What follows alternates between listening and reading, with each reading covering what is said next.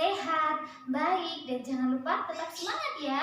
Meskipun kita belum bisa bertatap muka secara langsung, tetapi hal tersebut tidak menyurutkan semangat kita untuk terus belajar, belajar, dan belajar. Baik anak-anakku, sebelum kita mulai kegiatan belajar pada hari ini, marilah kita membaca doa terlebih dahulu. Berdoa dimulai. Berdoa selesai.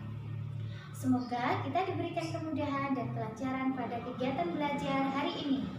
Hari ini kita akan belajar mata pelajaran PJOK bab 3, variasi dan kombinasi, jalan, lari, lompat, dan lempar.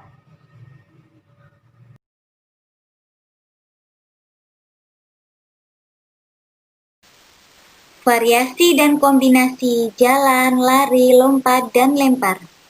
Yang pertama, permainan ular-ularan. Yang kedua, permainan halang rintang. Yang ketiga, permainan Sunda Manda. Yang keempat, permainan gobak sodor. Dan yang kelima, permainan lompat kanguru. Permainan ular-ularan. Permainan ular-ularan merupakan variasi gerak lari yang dikombinasikan dengan variasi gerakan lompat dan loncat. Adapun tahap persiapan bermain ular-ularan adalah sebagai berikut. Buat arena lapangan menjadi 4 bagian, yaitu bagian 1 untuk lari cepat, bagian 2 untuk lari ke samping, bagian 3 untuk lompat-lompat, dan bagian 4 untuk meloncat-loncat. Tahap permainan ular-ularan yang pertama, awali lari cepat dari garis start sampai batas ujung pada garis nomor 1.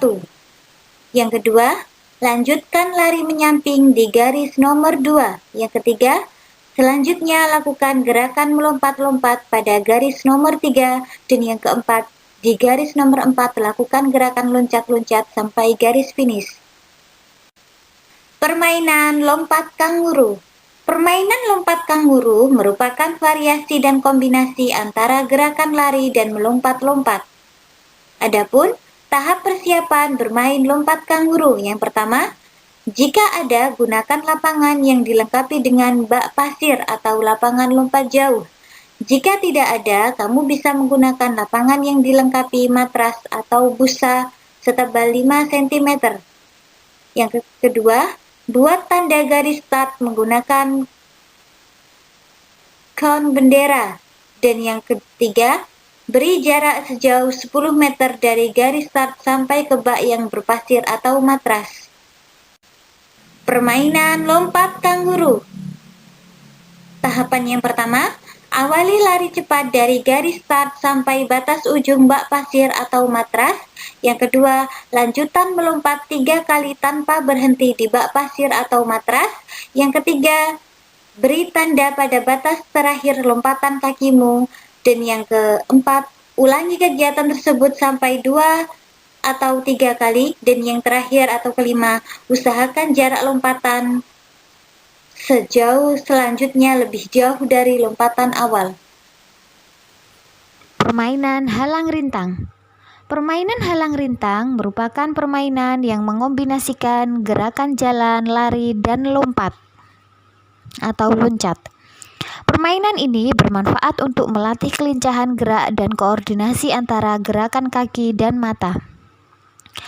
Adapun tahap permainan halang rintang yang pertama, bagi lapangan menjadi 2 bagian yang sama panjangnya. 2.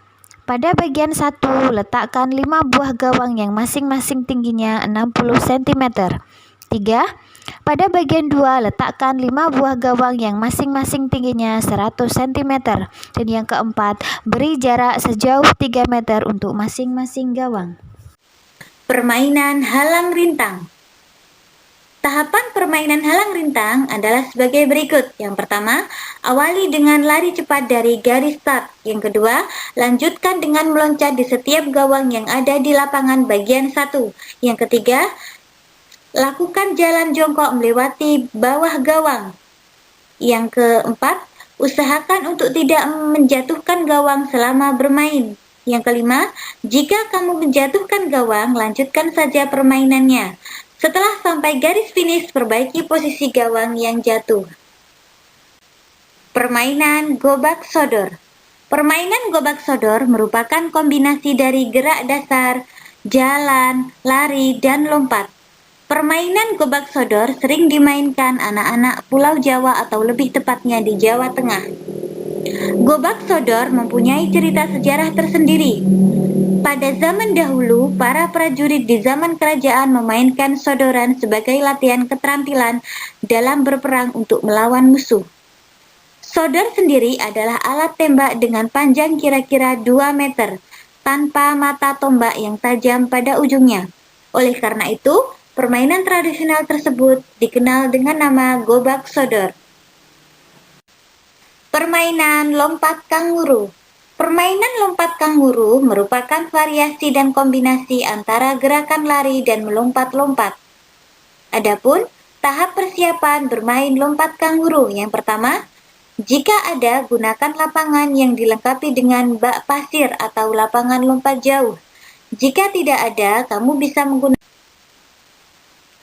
tahapan-tahapan permainan gobak sodor. Yang pertama, permainan ini dibagi menjadi 2 grup atau kelompok, yaitu guru pertama sebagai pemain dan guru kedua sebagai penjaga. Jumlah pemain dalam satu grup terdiri atas 5-8 orang. Yang ketiga, pilih salah satu temanmu untuk menjadi ketua kelompok. Yang keempat, ketua kelompok bertugas sebagai sodor dan bertugas di garis tengah atau vertikal. Grup penjaga bertugas menjaga setiap garis horizontal untuk menghalangi pemain yang akan lewat dari satu kota ke kota lain. Grup pemain masuk ke kotak melalui garis start dari kota ke kota kedua dan seterusnya sampai garis finish. Untuk memenangkan permainan ini harus ada salah satu dan tim penyerang yang bisa kembali lagi ke pangkalan tanpa tersentuh tim jaga. Akan tetapi, jika ada salah satu dari tim penyerang yang tersentuh oleh tim jaga, maka tim jaga menjadi pemenangnya. Untuk melanjutkan permainan, tim jaga berganti menjadi tim penyerang dan demikian seterusnya. Permainan Sunda Manda.